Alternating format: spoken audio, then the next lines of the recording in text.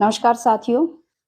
5 April को दिल्ली में मजदूर किसान संघर्ष रैली हो रही है और कश्मीर से लेके कन्याकुमारी तक के देश के तमाम मजदूर और किसान इस रैली में हिस्सा लेंगे। और उसी कड़ी में जो हरियाणा की भी और पूरे देश की अलग-अलग स्कीमों में काम करने वाली तमाम जो वर्कर हैं, स्कीम की वर्कर, वो भी मजदूर किसान संघर्ष रैली का हिस्सा होंगी। हम सब जानते हैं कि ये जो स्कीम्स में काम करने वाली महिलाएं हैं, ये मामूली मानदेय और मामूली प्रोत्साहन राशियों पे जो बहुत ही महत्वपूर्ण सेवाएं हैं स्वास्थ्य की, पोषण की, वो जो वंचित तबके हैं उन तक पहुंचाने का काम कर रही हैं। लेकिन इनके प्रति जो सरकार का रवैया है वो बेहद नकारात्मक है। और पिछले दिनों में हमने देखा कि वह न केवल नकारात्मक है बल्कि शत्रुतापूर्ण है। और इसकी हमने झलक तब देखी कोरोना काल में, जब आशा वर्कर्स गली गली जाके काम कर रही थी। उन्होंने शानदार बेहतरीन काम किया। जब सब अपने घरों पे थे, उस वक्त में आशा वर्कर्स ने जो है एक फ्रंट लाइन वर्कर के तौर पर काम करते हुए अनेक तरह के स्वास्थ्य विभाग के सर्वे किए, उनको कंसोलिडेट किया, लोगों के घरों तक दवाइयाँ पहुँचाने का काम, लोगों को क्वारंटीन करना, उनके घरों पे पर्चे चिपकाने से लेके तमाम अपने रूटीन के काम उन्होंने किए उस वक्त में भी। उस समय पर भी सरकार ने एक शत्रुतापूर्ण रवैया इन वर्कर्स के प्रति अपनाते हुए उस समय पे इनके मानदेय में कटौती की गई। जो इनके वेतन का पैटर्न था उसको बदला गया। और बाद में हमने देखा कि विश्व स्वास्थ्य संगठन ने कहा कि हिंदुस्तान के अंदर आशा वर्कर्स ने बहुत ही बेहतरीन काम किया है और उसके लिए उनको सम्मानित किया गया, ग्लोबल हेल्थ लीडर्स का अवार्ड दिया गया।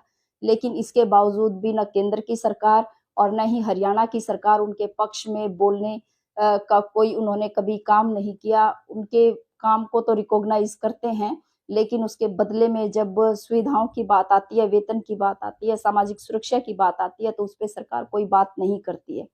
पिछले दिनों में हम ये देख रहे हैं कि अनेक तरह के नए काम इन आशा वर्कर्स को दिए जा रहे हैं, जिसके बदले में कोई प्रोत्साहन राशि नहीं है, किसी तरह के वेतन में बढ़ोतरी नहीं है। और इसी तरह से हमने देखा कि आंगनबाड़ी वर्कर्स हेल्पर्स ने 4 महीने तक लगातार हड़ताल की। वो उनके शानदार संघर्ष को सलाम किया जाना चाहिए। वो उसकी जितनी तारीफ की जाए वो बेहतरीन था। लेकिन उसके प्रति जो सरकार का शत्रुतापूर्ण रवैया था, उसकी जितनी निंदा की जा सकती है वो कम ही कम है।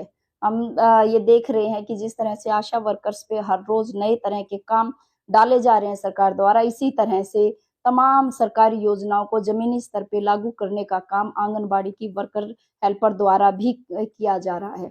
उनकी जो 6 बुनियादी सेवाएं थी, उससे अतिरिक्त आज विभाग जो है अनेकों काम आंगनबाड़ी वर्कर और हेल्पर से ले रहा है। इनके ऊपर भी लगातार ऑनलाइन काम का दबाव बनाया जा रहा है। इस ऑनलाइन काम के दबाव के खिलाफ भी और अपनी वेतन बढ़ोतरी के लिए वर्कर्स लड़ रहे थे। हम ये देख रहे हैं कि जिन वर्कर्स ने 40-40 साल तक विभाग की सेवा करके जब वो रिटायर होके अपने घर जा रही हैं, तो ना उनके पास कोई पेंशन है, ना कोई और अन्य सुविधाएं हैं। तो वो अब खाली हाथ अपने घर को जा रही है रिटायर होके। तो ये रिटायरमेंट उनका बेनिफिट होना चाहिए, न्यूनतम वेतन होना चाहिए, इन तमाम मांगों के लिए वो संघर्ष कर रहे थे। और जो पीछे जब वो 4 महीने तक हड़ताल पे बैठे रहे, तब तो यही मामूली बात थी। ये कहा गया कि जो प्रधानमंत्री मोदी जो द्वारा आशा वर्कर्स को आंगनबाड़ी वर्कर्स हेल्पर्स को जो ये तोहफे दिए गए हैं दिवाली का, वो तोहफा अपना मांग रही थी कि वो तोहफा दिया जाए।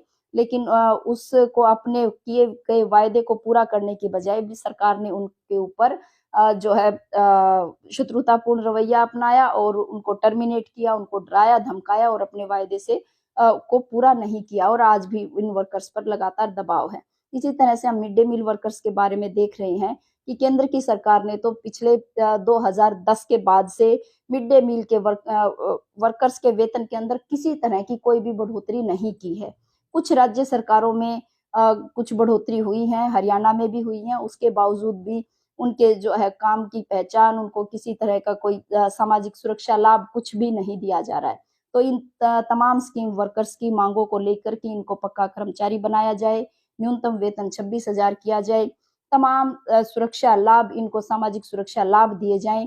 इन मांगों को लेकर हरियाणा की 1 lakh anganwadi worker, helper, ASHA workers, mid day meal workers 5 April को दिल्ली कूच करेंगी और वो अपने इन तमाम मांग और मुद्दों के लिए अपनी आवाज बुलंद करेंगे।